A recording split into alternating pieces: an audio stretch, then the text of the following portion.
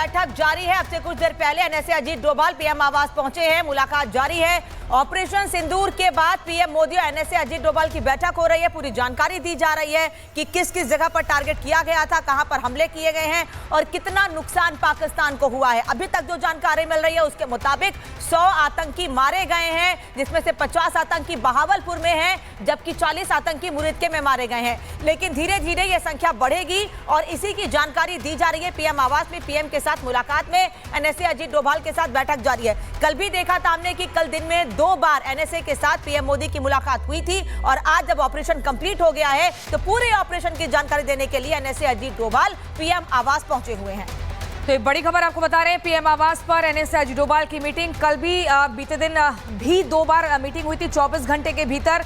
और दुबे सर, जिस तरीके से back to back NSA Ajit Doval के साथ पीएम मोदी की मीटिंग हो रही है, अगर शुरुआत से हम देखें 23 अप्रैल से, तो सीसीएस की मीटिंग होती है, फिर पॉलिटिकल अफेयर्स की मीटिंग होती है, कैबिनेट की बड़ी बैठक होती है। लगातार राजधानी दिल्ली में बड़ी बड़ी बैठकों का दौर चलता ही रहा शुरू से, और उसके बाद बीती रात ये एक्शन हुआ। देखिए, ये बिल्कुल एक सीक्वेंस है, एक सिस्टम है, एक पैटर्न है। और हम लोग बहुत बड़ा रिस्पॉन्सिबल डेमोक्रेटिक कंट्री हैं। 141 करोड़, दुनिया का सबसे बड़ा पॉपुलेशन बेस अपने नक्शे पे लिए हुए, 3200 किलोमीटर बाई 3000 किलोमीटर का देश है। पाकिस्तान जैसा रोग नेवर हमारे साथ है, ये हमारी तो बदकिस्मती है।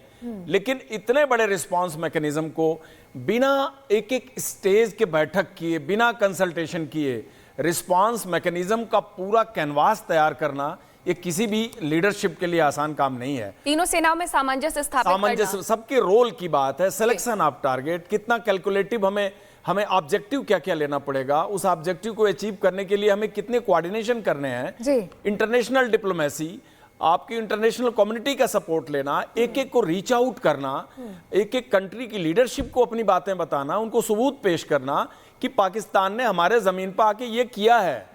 ये आज की जरूरत है, अब वो टाइम खत्म हो गया है और हम जरूरत के हिसाब से चलते हैं। भारत हमेशा टाइम के साथ चलता है और उसी हिसाब से जवाब भी देता है। ये जो तस्वीरें सामने आ गई हैं उन्होंने बता दिया है। लेकिन राज सर, आपको भी जरा मैं चर्चा में जोड़ रही हूं, क्योंकि अभी हम तस्वीरें दिखा रहे हैं। अब दिन के उजाले में पाकिस्तान में कहां कहां तबाही मचे, कहां कहां ये प्रशिक्षण केंद्र, आतंकी प्रशिक्षण केंद्र ही मैं कहूंगी इसे, जहां ये चला रहे थे।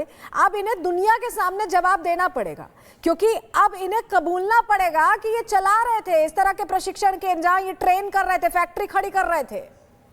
देखिए, जैसे मैं आपको बताऊंगा कि जब 26/11 के मुंबई अटैक्स हुए थे, सब कुछ प्रूव हो गया था कि भाई आपके पाकिस्तान से लोग आए थे, वहीं से ट्रेन होकर आए थे। तब भी पाकिस्तान ने कोई रिस्पॉन्सिबिलिटी नहीं ली थी। अब तो कह रहे हैं हमने उनके घर में घुसकर मारा है उनको। तो वो प्रूव ही नहीं होने देंगे कि हाँ ये उनके टेरर कैंप थे।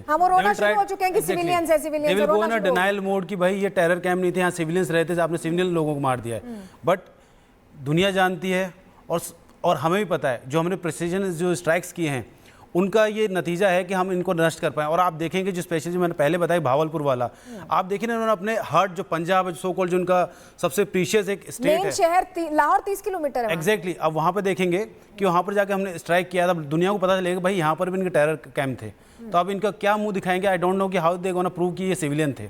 नहीं, राजधानी में बैठे हुए लोग तो वैसे भी उन्हें इतना ज्यादा प्रशिक्षण देने के साथ साथ सिक्योरिटी भी देते हैं। वो तस्वीरें भी हमने देखी है कि इस्लामाबाद में बैठकर के किस तरीके से भावलपुर हो या फिर पीओके के और कोई क्षेत्र, वहां पर दिया जाता है पूरा सिक्योरिटी। लेकिन कर्नल नैन, ये समझना चाहूंगी मैं कि स्ट्रेटजी बनाने में, सामंजस्य स्थापित करने में तीनों सेनाओं में, ये जो लगातार मीटिंगों का दौर था और इसके साथ साथ सामंजस्य जो स्थापित किया गया,